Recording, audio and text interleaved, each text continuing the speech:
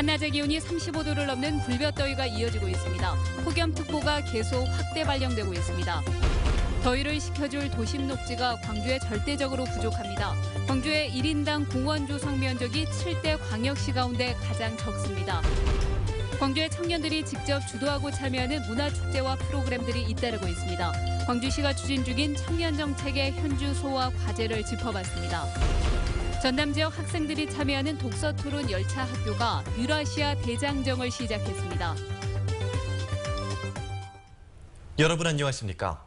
오늘 광주의 낮 기온이 35.2도까지 치솟으며 올 들어 가장 무더운 날씨를 보였습니다. 광주와 전남 일부 지역에는 폭염경보가 내려졌고 다른 지역에도 폭염주의보가 확대 발령됐습니다. 백단비 기상캐스터입니다.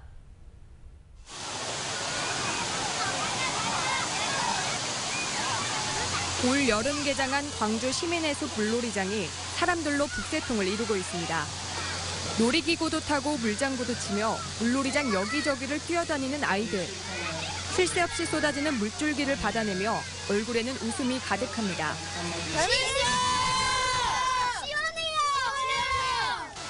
집에서 멀리 떨어지지 않은 데다 무료여서 방학을 맞은 어린이들이 더위를 피해 물놀이장으로 모여들었습니다. 다음 달 12일까지 운영되는 이 물놀이장은 오전 10시부터 오후 5시까지 이용이 가능합니다. 네, 아이들이 안전하게 놀 수도 있고 물도 이제 청결하게 관리해주는 것 같고 매일 쉬는 시간도 휴식 시간도 가질 수 있게 아이들이 편안하게 안전하게 놀 수 있어서 되게 좋더라고요. 광주의 오늘 낮 최고 기온은 35.3도로 수온주가 올해 들어 가장 높게 올라갔습니다. 내일도 광주 전남 대부분 지역이 낮 기온이 33도를 훌쩍 넘기는 한여름 무더위가 계속되겠습니다.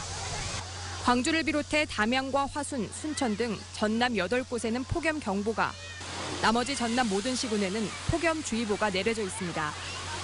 주말 내내 무더울 것으로 예상됩니다. 다음 주에도 30도를 웃도는 낮 기온을 보이면서 폭염은 계속되겠습니다. MBC 뉴스 백단비입니다. 도심 한복판보다는 나무 그늘 아래가 훨씬 더 시원하다는 건 누구나 다 아는 사실이죠. 하지만 한낮 뙤약볕을 피해 그늘에서 쉬고 싶어도 광주에서는 쉽지가 않습니다. 이 도심의 열섬 현상을 완화해줄 녹지와 공원이 부족하기 때문입니다. 정용욱 기자가 전해드립니다. 풍암저수지 일대입니다. 바람이 불고 시원한 그늘이 있어 무더위에 길을 나선 시민들에게 청량한 쉼터가 되고 있습니다. 바람 불면서 땀 좀 식히고 운동도 잘 되고 좋은 것 같아요. 넓어서. 실제로 한낮에 측정해보니 공원과 녹지 지역은 주거나 상업 지역보다 0.7도가 낮았습니다. 도심 녹지가 무더위 열기를 식혀주고 있는 겁니다. 그리고 뜨거운 공기가 차가워지도록 순환하는 역할도 하고 있습니다. 이래서 이제 소규모의 녹지 조성 같은 게 열섬에서 가장 중요한 해결 방안 중에 하나라고 하겠습니다. 하지만 광주에는 녹지나 공원 등 녹색 공간이 많지 않습니다. 광주의 1인당 공원 조성 면적이 5.74제곱미터로 7대 특별시와 광역시 가운데 가장 적습니다. 공원 부지로 지정해놓고 실제 도시공원으로 조성하지 않은 면적이 절반을 넘고 있는 상태입니다. 걷지 못할 정도로 뜨거우니까 이제 10분 이상 걷는 것도 많이 힘들어요. 문제는 지정만 된 채 방치되고 있는 도시공원의 경우 2020년이 되면 지정이 해제되는 일몰제가 적용되면서 공원 조성이 더 어렵게 된다는 데 있습니다. 도시공원 부지 가운데 3분의 2가량을 차지하는 사유지 매입에 2조 원이 넘게 들 것으로 예상되기 때문입니다. 중앙공원이나 중예공원, 본청근린공원이나 영산강, 대산공원 4개 정도는 최대한 어떤 국가공원으로 지정을 노력을 해보고 도시가 더 뜨거워지면 도심 열섬과 열대야가 더 심해지는 악순환의 반복을 피하긴 어려워 보입니다. MBC 뉴스 정용욱입니다.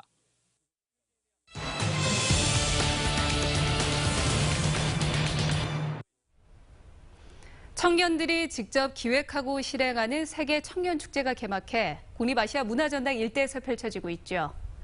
요즘 이렇게 청년들이 꾸려가는 축제들이 많은데요. 우리 지역에 부는 청년 바람이 지속되려면 어떤 고민이 필요할까요? 이미지 뉴스 리포터입니다.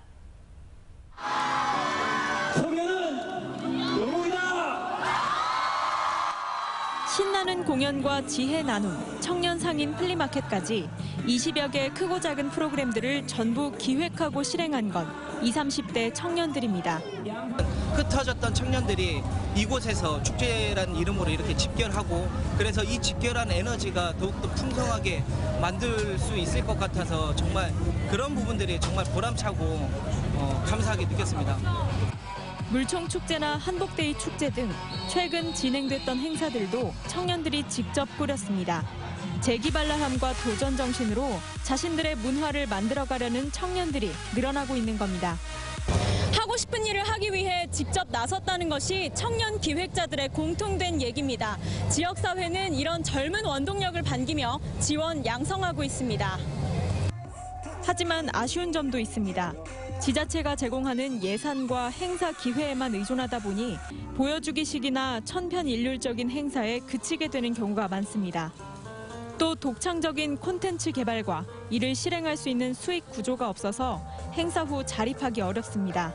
전통적인 예술 장르의 문화기획이 아니라 삶으로서의 어떤 문화를 기획하는 게 필요하고 거기를 통해서 시민들에게 수익을 창출하고 이런 부분들이 좀 필요한 것 같아요.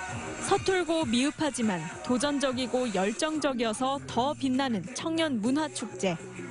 지역사회에 부는 청년 바람을 지속할 수 있는 다양한 콘텐츠 개발과 진지한 고민이 필요한 때입니다. MBC 뉴스 이미지입니다. 광주시의 청년 정책은 청년들이 일할 수 있는 도시를 만들겠다는 데 방점이 찍혀 있습니다. 전국 최초로 청년 전담 부서를 만들어 추진하고 있는데 광주시의 청년 정책 잘 되고 있는지 점검해봤습니다. 김철원 기자입니다. 대인시장과 1913 송정역 시장 등 광주의 전통시장들이 변신에 성공할 수 있었던 건 바로 젊은이들 덕분이었습니다. 청년 상인과 청년 예술인들이 시장의 자리를 잡자 젊은이들이 몰리면서 시장에 생기를 불어넣고 있습니다. 이제 청년이라는 그 큰 힘이 엄청 많이 도움이 된다고 생각하거든요. 그러니까 기존에 계시는 시장 상인분들도 이 청년 상인들이 오셔가지고 이게 이끌어지는 것에 대해서도 상당히 고맙게 생각하시고. 청년은 광주시 정책의 중요한 화두입니다.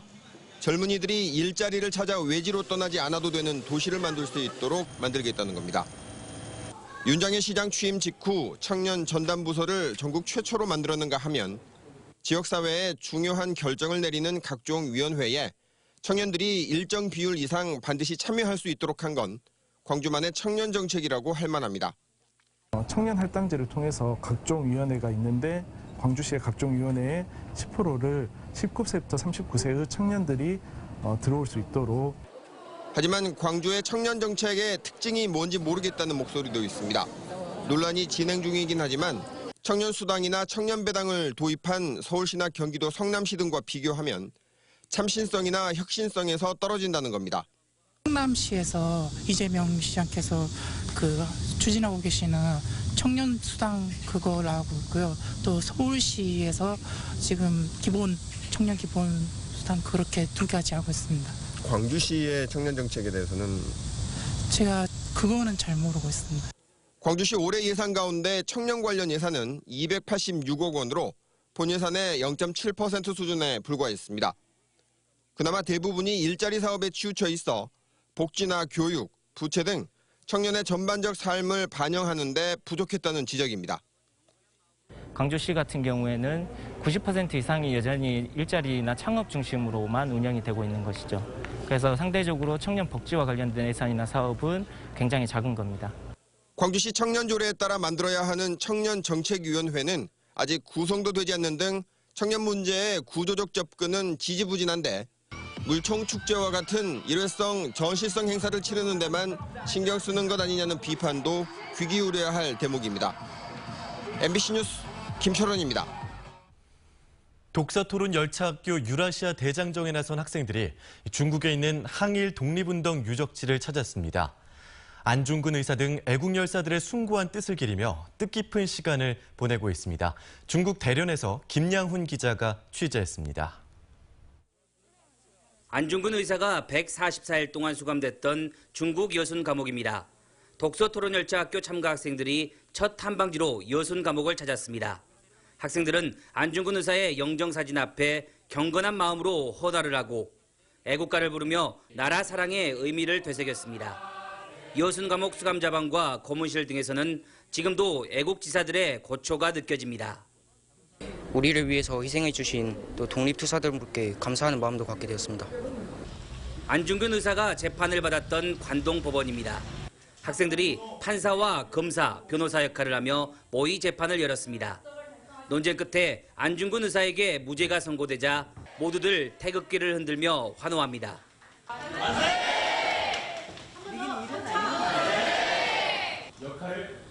역사의 현장에서 안중근 의사가 겪었을 고초가 떠올라 학생들의 마음은 숙연해집니다. 좀 엄숙해지고 숙연해지는 느낌도 들면서 약간 이렇게 초라한 재판에서 비겁한 재판을 받고 돌아가셨다는 거에 대해서 조금 화가 나기도 하고. 중국 동북 삼성에는 항일 독립운동가들의 흔적이 곳곳에 남아 있습니다.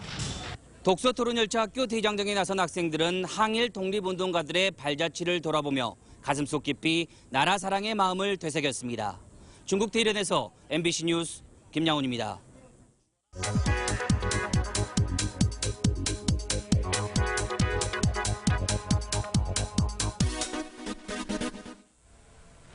다음 달부터 광주 시내버스와 지하철 요금이 인상이 됩니다. 교통카드를 기준으로 시내버스 요금은 일반인 1,250원, 청소년 800원, 어린이 400원으로 오릅니다. 지하철 요금은 어른 1,250원, 청소년은 900원, 그리고 어린이는 500원으로 인상됩니다. 성인을 기준으로 지금보다 150원 정도가 오르는 건데요. 이에 따라 어른은 한 달에 9,000원, 청소년과 어린이는 3,000원 정도 부담이 늘 것으로 보입니다. 또 청소년이 현금으로 지하철을 이용할 때는요, 기존 1,000원이었던 요금이 1,400원으로 400원이 오르면서 성인 요금과 같아졌습니다. 현금으로 결제할 때라는 거 헷갈리지 마시기 바랍니다. 그리고 광주 시내버스와 지하철 요금이 오르는 건 지난 2011년 7월 이후 5년 만인데요. 운송원가의 80%가 넘는 인건비와 연료비 부담이 커졌기 때문입니다. 이번 요금 인상으로 광주는 대전과 함께 전국에서 가장 교통비가 비싼 지역이 됐습니다. 다음 달 1일 요금이 오른다는 것 잊지 마시고요. 교통비 부담을 덜 수 있는 환승제도도 잘 이용하시기 바랍니다. 카드뉴스였습니다. 세월호 인양의 핵심 공정인 선수들기가 성공했습니다. 해양수산부는 오늘 새벽 5개의 와이어로 연결된 세월호 뱃머리 부분을 크레인으로 5도 10m까지 들어올리는 데 성공했다고 밝히고 선체 아래에 밀어넣은 리프팅빔 18개의 위치를 최종 확인하고 있다고 밝혔습니다. 인선 6기 광주시가 역점적으로 추진하고 있는 광주 생태타운 조성 사업과 관련해 윤장현 시장과 관련 전문가들이 환벽당에서 토론회를 열었습니다. 이 자리에서는 원효사 상가의 집단 이주와 한옥단지 조성 방안, 호수 생태원 내 테마별 정원 조성 방안, 그리고 풍류남도 나들이 사업 추진 방안 등에 대해서 의견을 주고받았습니다. 광주시는 국립공원 무등산과 연계해서 광주 주변을 머물러가는 관광지로 만들 예정입니다.